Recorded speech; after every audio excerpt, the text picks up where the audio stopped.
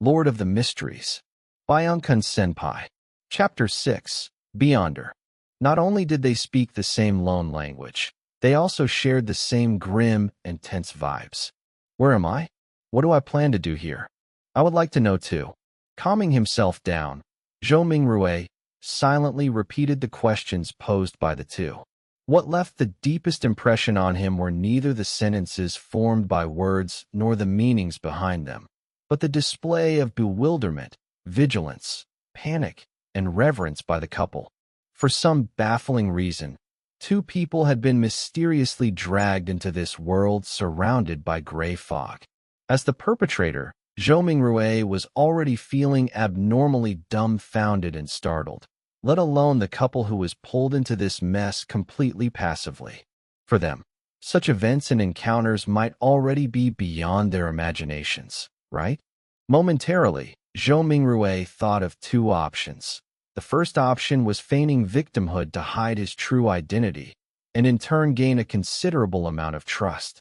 He could then take a wait-and-see approach and take advantage of his circumstances where necessary.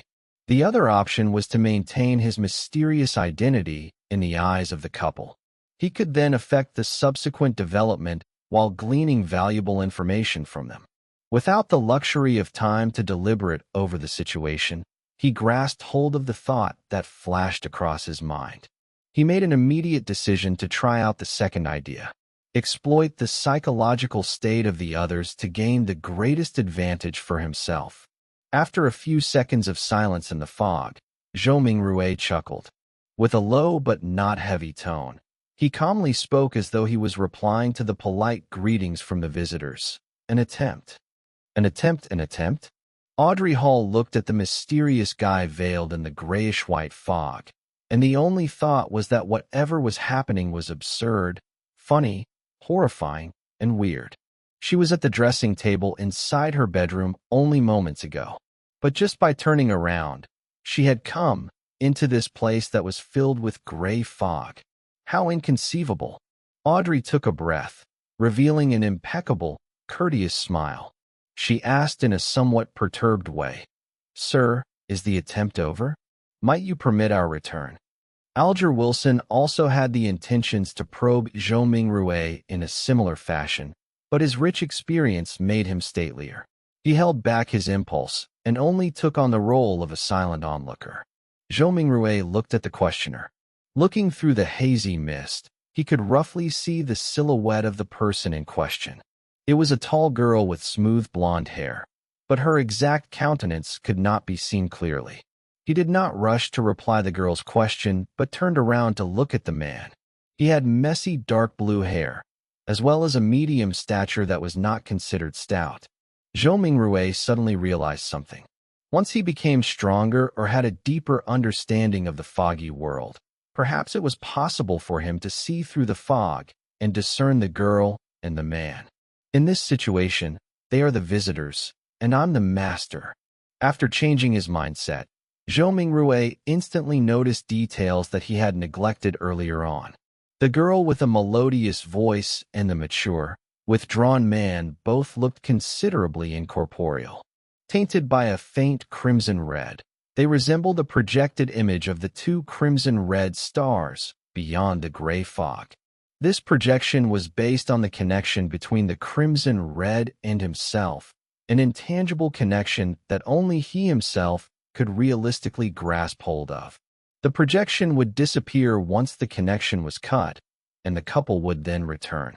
Zhou Mingrue nodded mildly and looked at the blonde, chuckling. Of course, if you make a formal request, you can return this very moment. When she did not identify any ill intention from his tone, Audrey heaved a sigh of relief. She believed that since a gentleman who was capable of such miraculous things had given his word, he would definitely abide by it stringently. With her mind somewhat mollified, she surprisingly was in no hurry to request her leave. She rolled her virid eyes left and right, which sparkled with an abnormal radiance. She said in an anxious, anticipative, and tempted manner, "This is such a wonderful experience. Yes, I have always been hoping that something like this would happen. I mean, I like mysteries and supernatural miracles. No, my point is, what I mean is that, sir, what can I do to become a Beyonder? She got more excited as she spoke, so much so she was fumbling over her words. The dream that sprouted in her as a result of listening to thrilling fantasies as told by her elders finally saw the possibility of being materialized. However, with just a few words, she had already forgotten all her previous fears and horrors. Good question. I would also like to know the answer. Zhou Mingrui complained inwardly. He started to ponder on an answer to the question to maintain his unfathomable image. At the same time, he felt that it was quite unbecoming of him to talk while standing. Shouldn't he be in a palace, sitting at the head of a long table, and on a mysterious high-back chair engraved with ancient patterns, while silently observing his visitors? As soon as this thought surfaced, the gray fog started to churn, giving both Audrey and Alger a shock. In an instant, they saw a number of towering stone pillars around them. Above them was a vast dome that encapsulated them. This entire edifice looked magnificent, grand and lofty, just like a legendary palace for giants. Directly under the dome where the gray fog gathered, a long, bronze table appeared with 10 high-back chairs on either side in a symmetrical arrangement. The back of each chair dazzled and shone faintly with crimson red, drawing the outlines of weird constellations that differed from reality. Audrey and Alger sat face to face, sitting next to the seat of honor. The girl looked to her sides and could not help but mumble, "How fascinating." "It is certainly fascinating." Zhou Mingrui extended his right hand and caressed the edge of the bronze table a little while maintaining an unperturbed expression. Alger inspected the surroundings, and after a few seconds of silence, he suddenly opened his mouth and answered Audrey's question in place of Zhou Mingrui. "Are you alone? If you want to become a Beyonder, join the churches of either the Evernight Goddess, the Lord of Storms, or the God of Steam and Machinery. The majority of us will not meet a Beyonder our entire lives." This has caused churches, and even some clergies within some of the biggest churches, to suspect the same. While this is the case, I am certain to tell you that Beyonders still exist in courts, tribunals, and execution agencies.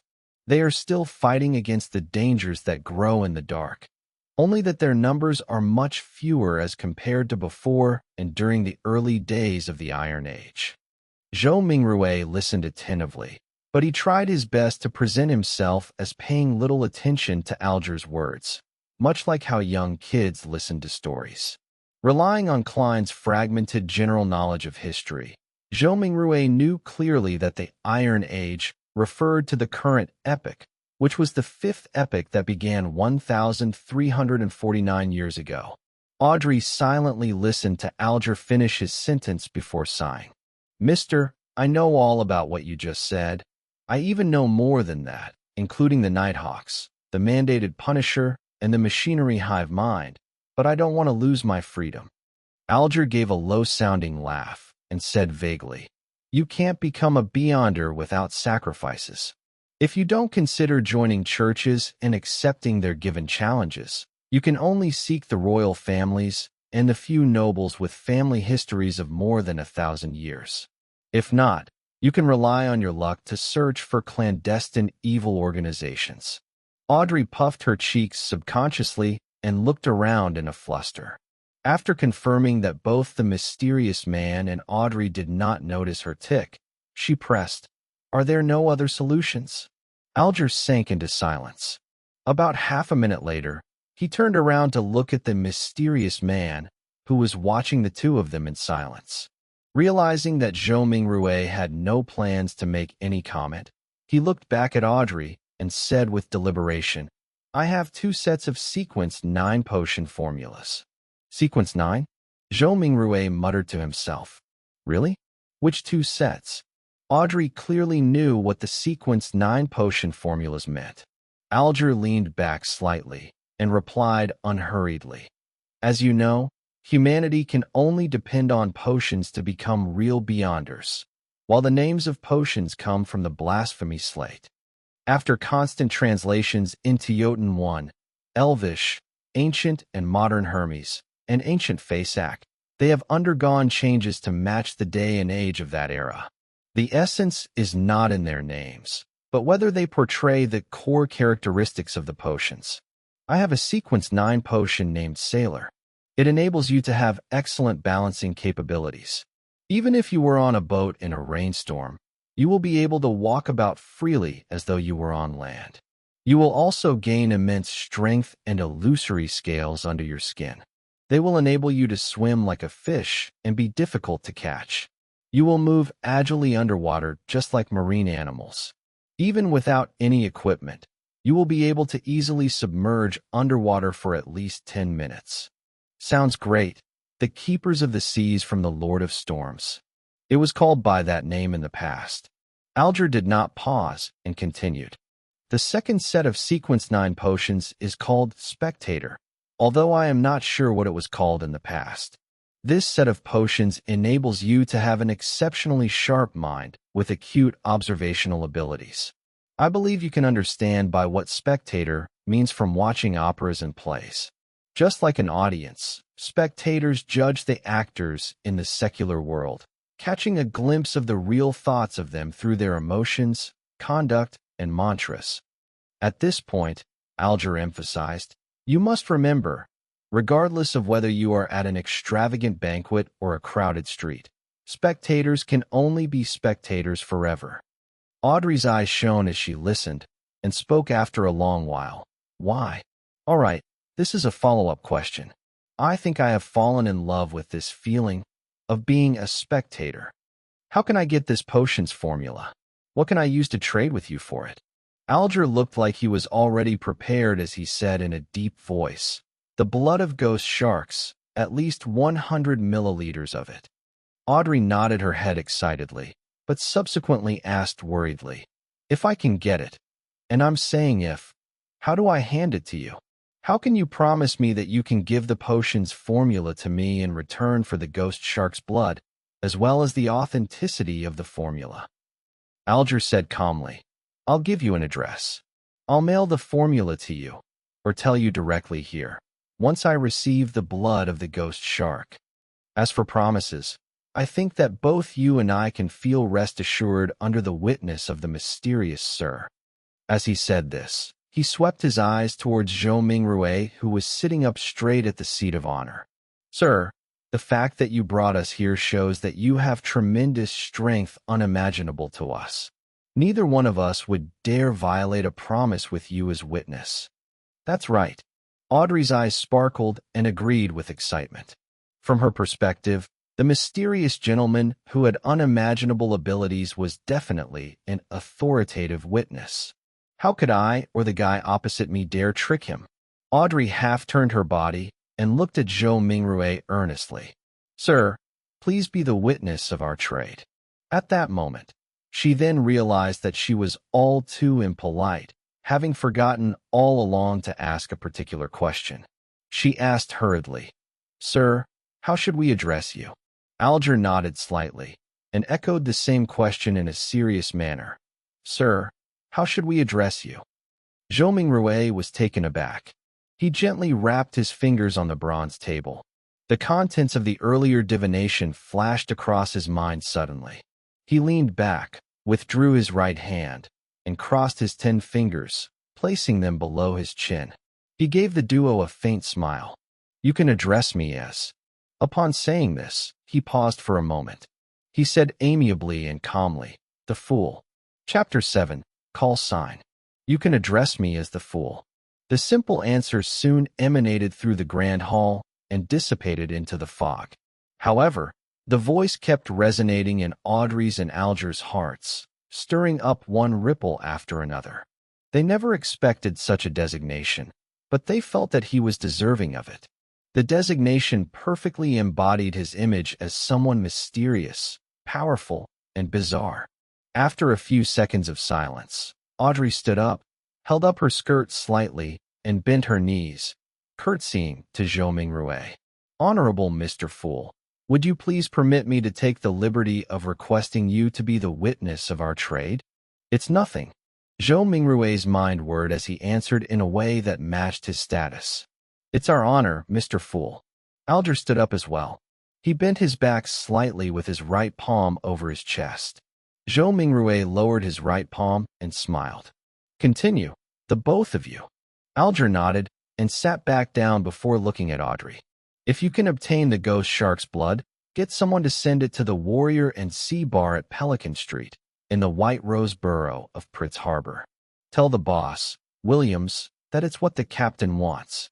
Once I acknowledge receipt, will you be giving me an address to mail the potion formula to, or do you want me to tell it to you here directly? Audrey thought for a moment before saying with a smile, I will choose the more secure method. Let's do it here, although it's a test of my memory.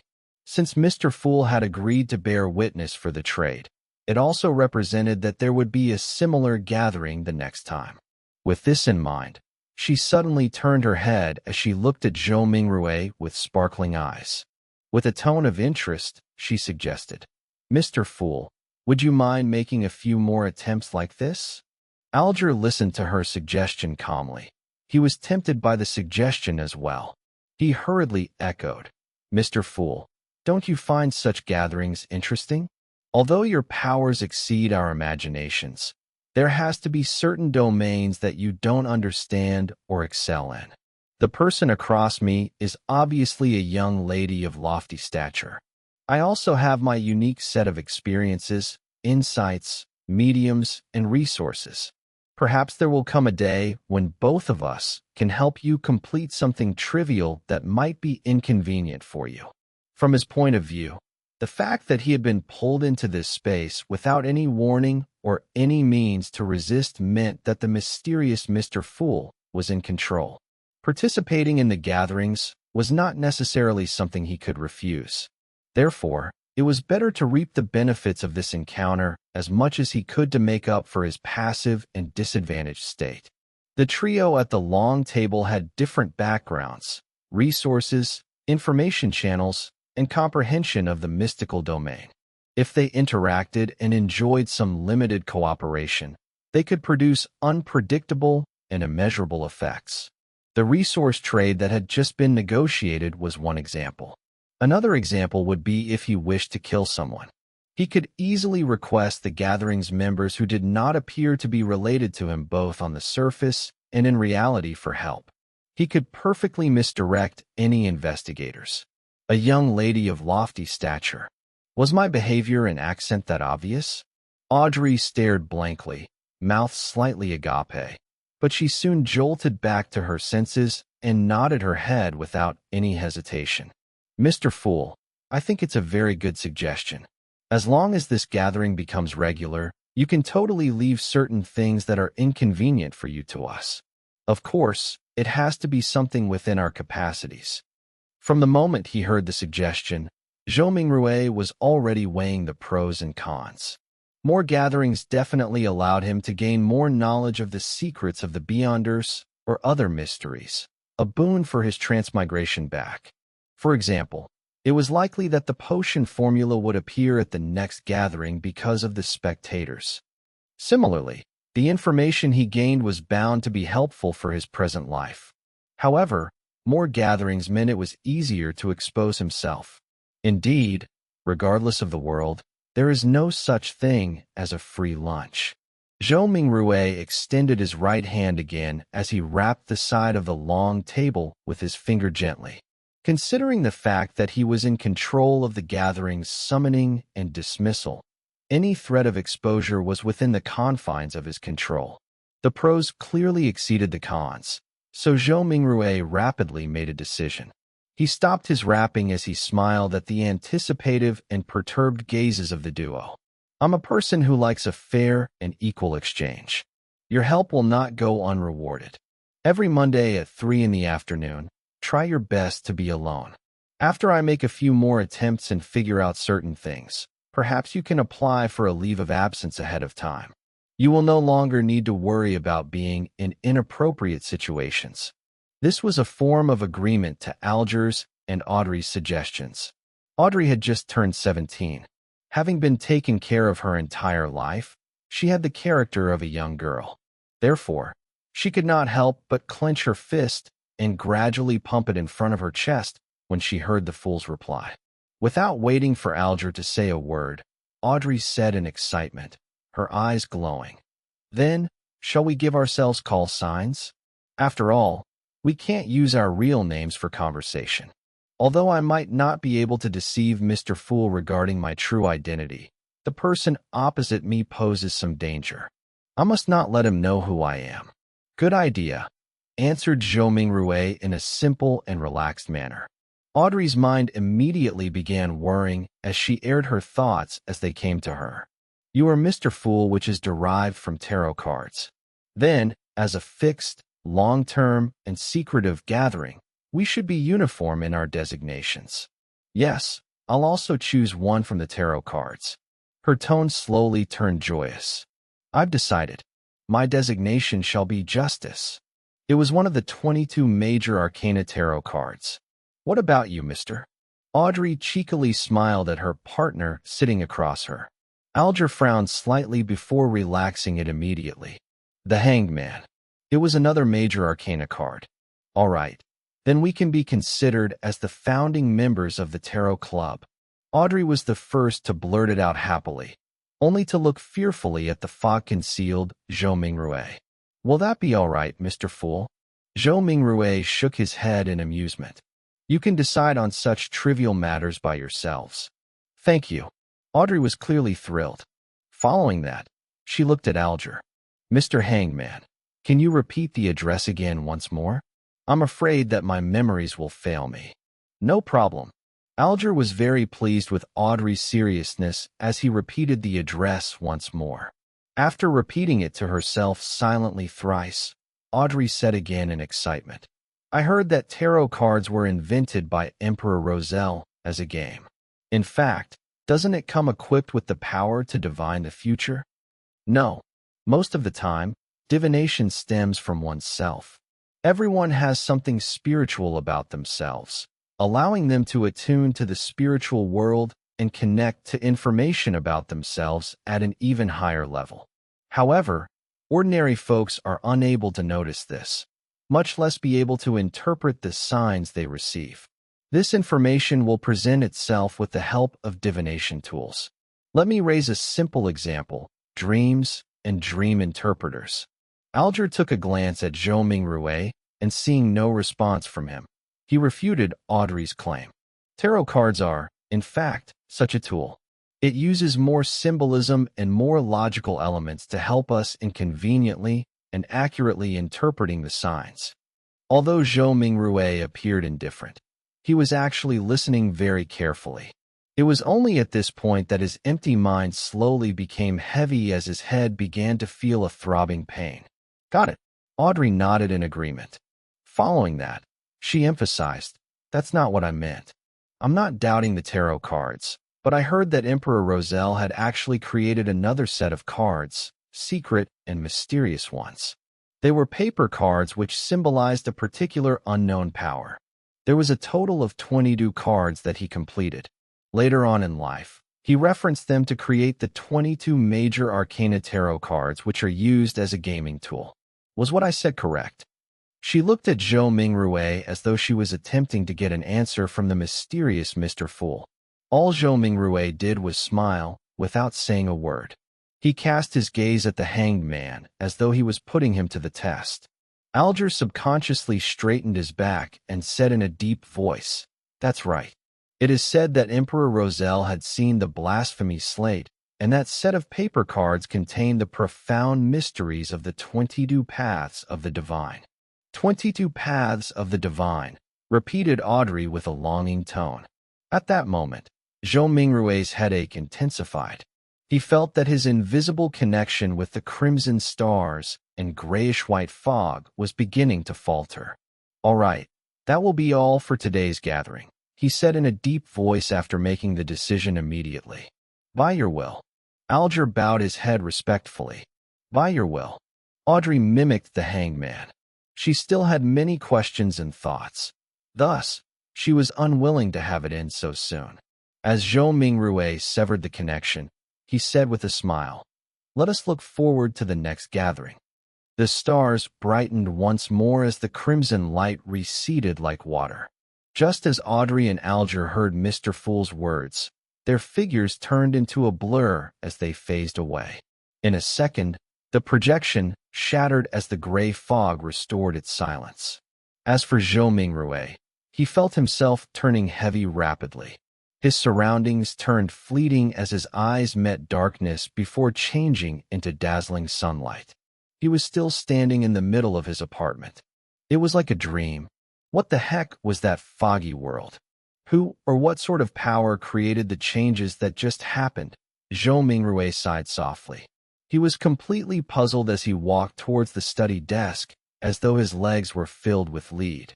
He picked up the pocket watch he placed outside to determine how much time had passed. Time flowed at the same pace. Zhou Mingrue made a rough judgment. After putting down his pocket watch, he found himself unable to endure the splitting headache any further. He sat on the chair and lowered his head, using his left thumb and middle finger to massage his temples. After a long while, he suddenly let out a sigh and said in Mandarin, "From the looks of it, I won't be able to return any time soon." Only the clueless could be fearless. After witnessing such a fascinating event and learning the situation regarding Beyonders and the mysterious world, Zhou Mingrue no longer dared to rashly try the luck enhancement ritual using ancient Faceac or loan language. Who knew what other kinds of situation would happen? Perhaps it would be more bizarre, horrifying, or even a living hell. At the very least, I should attempt only when I have a deep mastery of mysticism, thought Zhou Mingrue helplessly. Thankfully, the so-called gathering could provide him with help. After another bout of silence, he muttered to himself with a tone of dismay, disappointment, agony, and grief. From this moment forth, I'm Klein. Klein tried his best to refocus his solutions and plans so as to purge the negative emotions in him. Perhaps he could learn the potion formula for spectator from the side. The gathering that just happened sure is fascinating. People who reside in different places across the world can reduce hundreds of kilometers to just mere inches and discuss face-to-face while supplying each other's needs. Speaking of which, this does sound a little familiar. Klein was stunned for a few seconds before he burst out in laughter. Pressing against his temple, he jested under his breath. Wasn't that a social networking platform? Chapter 8, A New Era. Whoosh. Howling wind accompanied a downpour. The three-mast sailboat was tossed around by the crests and troughs of the incoming waves, as if it was being toyed by a giant. The crimson glow in Alger Wilson's eyes faded. He found himself still remaining on the deck, and nothing appeared to have changed. Almost immediately, the quirky-shaped glass bottle in his palm shattered, and the frost within melted into the rain. In seconds, there were no longer any traces left that suggested the existence of the wondrous antique. A hexagonal crystal-like snowflake emerged on Alger's palm. It then faded rapidly until it was seemingly absorbed by the flesh, vanishing completely in the process. Alger nodded his head in a hardly noticeable manner, as if he was thinking about something. He remained still and silent for a full 5 minutes. He turned around and headed for the cabin. As he was about to enter, a man who wore a similar robe embroidered with lightning patterns emerged from inside. This man, who had soft blonde hair, paused and looked at Alger. He held his right fist to his chest and said, "May the storm be with you." Alger replied with the same words and gesture. There were no emotions on his rough face, which had a well-defined structure. Alger entered the cabin after the greeting and proceeded to the captain's cabin situated at the far end of the corridor. Surprisingly, he did not encounter any sailors on the way. The whole place was as quiet as a graveyard. Behind the door to the captain's cabin, a soft brown carpet overlaid the floor. A bookshelf and a wine rack took the opposite side walls of the room. The books with their yellowish covers and wine bottles with their dark red color looked peculiar under the flickering candlelight. On the desk with the candle, there was a bottle of ink, a quill, a pair of black metallic telescope, and a sextant made of brass. Behind the desk sat a pale, middle-aged man wearing a captain's hat which had a skull on it. As Alger approached him, he said menacingly, "I will not give in. I believe you can do it," Alger said calmly, so calm that it felt like he was commenting on the weather. "You?" The man seemed to be stunned by the unexpected answer. At this very moment, Alger leaned forward slightly and suddenly dashed across the room until they were only separated by the desk. "Huh!" Alger tightened his shoulder and reached out his right hand to choke the man. Illusory fish scales appeared on the back of his hand as he crazily mustered more strength to choke the man, giving him no time to respond. Crack! Amid the crisp cracking sound, the man's eyes widened as his body was lifted up. His legs twitched furiously before they soon became motionless. His pupils began to widen as he stared aimlessly. There was a stench from between his legs as his pants gradually turned moist. While lifting the man, Alger lowered his back and strode toward the wall. Bang! He used the man as a shield and smashed forward at the wall. His extremely muscular arm was monstrous. A hole cracked open in the wooden wall, and rain poured in, accompanied by the scent of the ocean. Alger flung the man out of the cabin, straight into the giant waves that resembled mountains. The wind continued to howl in the dark as almighty nature devoured everything. Alger took out a white handkerchief and wiped his right hand carefully before throwing it into the sea as well. He stepped back and waited patiently for company. In less than 10 seconds, the blond man from before rushed in and asked, "What happened?" "The captain has escaped," Alger answered in an annoyed manner as he panted. "I didn't know he still had some of his Beyonder powers." "Damn it," the blond man cursed softly. He went up to the opening and stared into the distance. However, nothing was visible except for the waves and the rain. "Forget it. He was just extra loot," the blond man said, waving his arm. "We will still be rewarded for finding this ghost ship from the Tudor era." Even if he was a keeper of the sea, he would not have hastily dived into the sea under this weather condition. "The captain will not be able to survive much longer if the storm continues," Alger said, as he nodded in approval. The wooden wall was repairing itself at a discernible rate. He gazed at the wall and turned his head subconsciously towards the rudder and the sail. He was perfectly aware of what was going on behind all the wooden planks. The chief mate, the second mate, the crew, and the sailors were not present. There was no living person on board. Amidst all the emptiness, the rudder and the sail moved eerily by themselves. Alger again pictured the fool, who was covered in grayish-white fog, and sighed. He turned back and looked outside at the mighty waves and spoke as though in a reverie, while filled with anticipation and awe. "A new era has begun. Empress Borough, Backlund, capital of the Lone Kingdom." Audrey Hall pinched her cheeks in disbelief of her encounter a while ago. On the dressing table in front of her, the old bronze mirror had shattered into pieces. Audrey cast her gaze downwards and saw the swirling crimson on the back of her hand.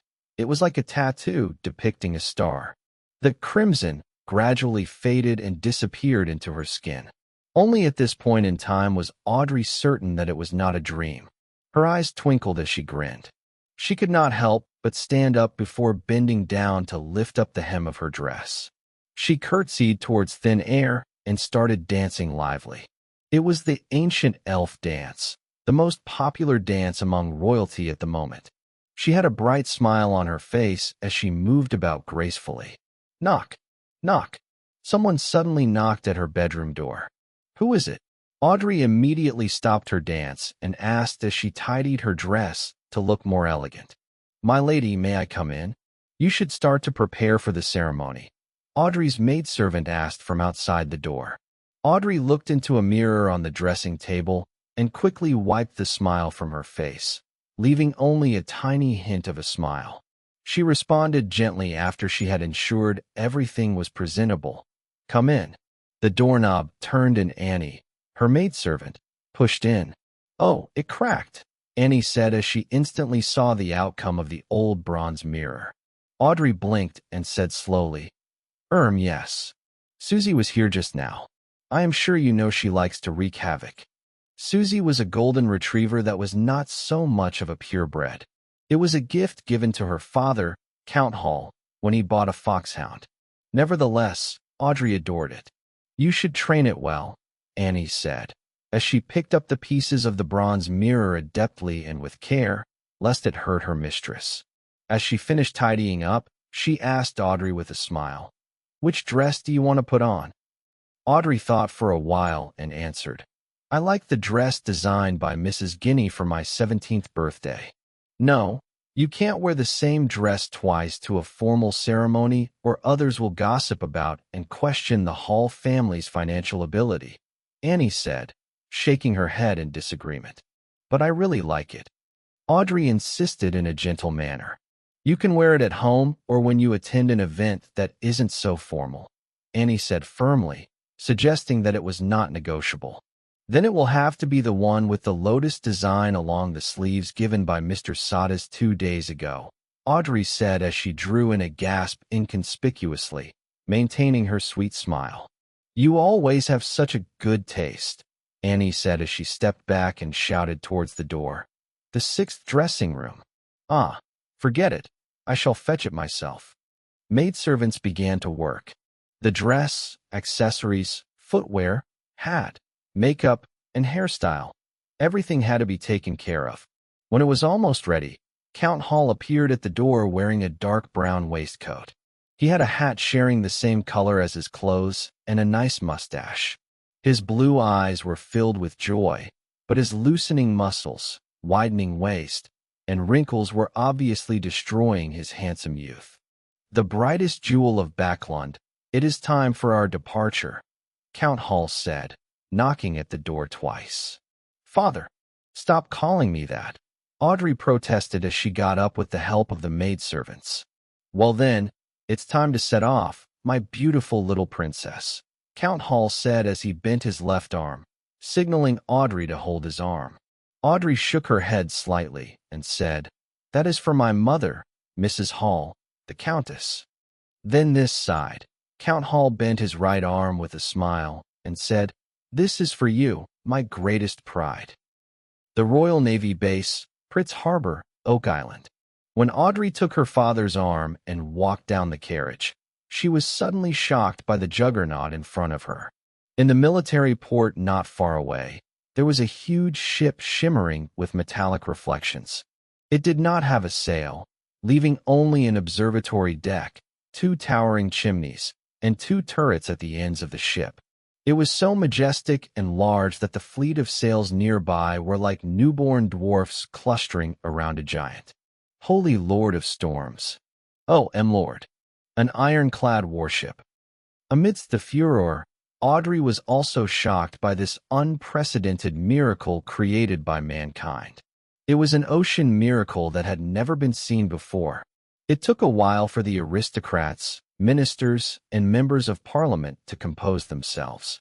Then, a black spot on the sky started to grow in size until it occupied a third of the sky and entered everyone's view. The atmosphere suddenly became solemn. It was a gigantic flying machine with a beautiful streamlined design hovering in midair. The deep blue machine had airbags made of cotton, which were supported by alloy structures that were strong but light. The alloy structure's bottom had openings mounted with machine guns, projectile launchers, and muzzles. The exaggerated humming noise from the ignition steam engine and the tail blades produced a symphony that left everyone amazed. The king's family arrived on their airship, exuding a lofty and indisputable authority. 2 swords, each with a ruby crown at the handle, were pointing vertically down and reflected the sunlight on both sides of the cabin.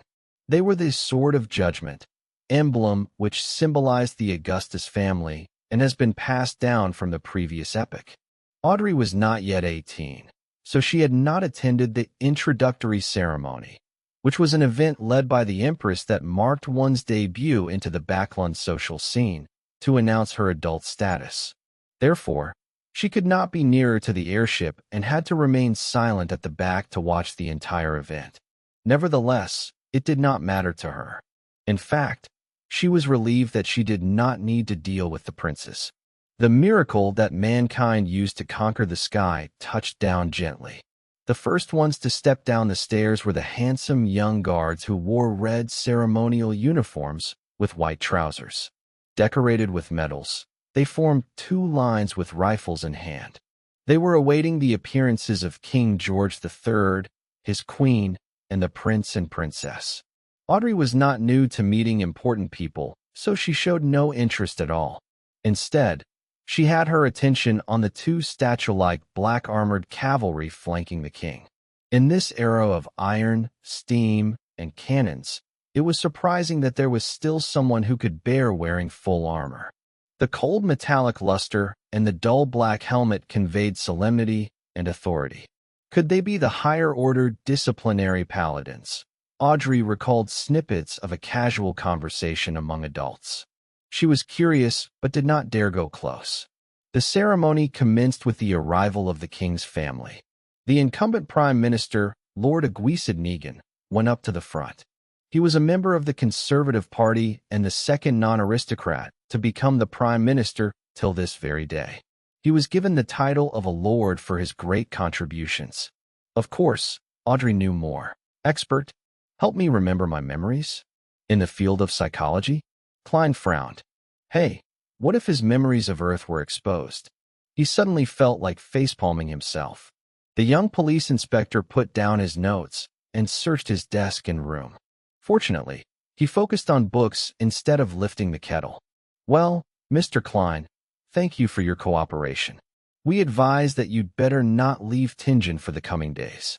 If you have to, please notify Inspector Mountbatten, or you'll become a fugitive, the gray-eyed police inspector warned. That's it. That's it for today? No other questions with deeper investigations? Or taking me back to the police station to torture me for information? Klein was at a loss. Nevertheless, he wanted to solve the odd turn of events brought about by Welch too. So he nodded. That wouldn't be an issue. The inspectors exited the room one by one, and the young man at the end suddenly patted Klein on the shoulder. It's really nice. Very lucky. What? Klein's face was puzzled. The green-eyed police inspector with a poet's temperament smiled and said, generally speaking, the norm is for all the involved parties to die in such an event. We are very glad and fortunate to see you still alive. After that, he exited the room and closed the door behind him in well-mannered manner. The norm is for everyone to die together? Very glad that I'm still alive. Fortunate that I'm still alive. On this June afternoon, Klein was chilling all over.